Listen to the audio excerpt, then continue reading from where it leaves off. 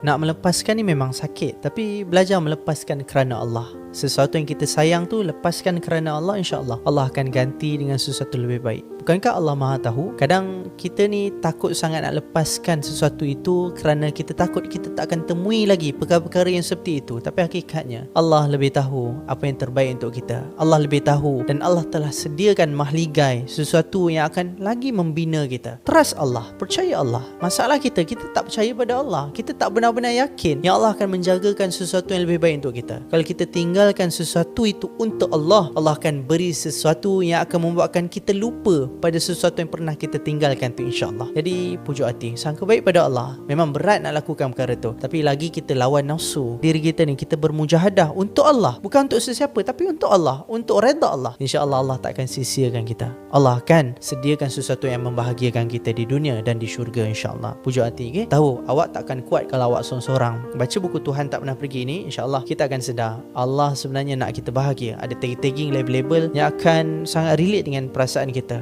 Baca ketika sedih, overthinking, risau, takut, memerlukan doa para nabi, resah, gelisah, tak mampu nak sangka baik, dan banyak lagi. Ada refleksi, pengajaran dan pesan-pesan dewasa yang akan menguatkan kita. Bacalah. Quran kan tak pernah gagal menyedarkan kita. Quran kan tak pernah gagal menguatkan kita. Macam mana Quran dulu pernah kuatkan Nabi SAW, tak mungkin Quran yang sama takkan kuatkan kita. Bacalah, kita akan kuat, insya-Allah.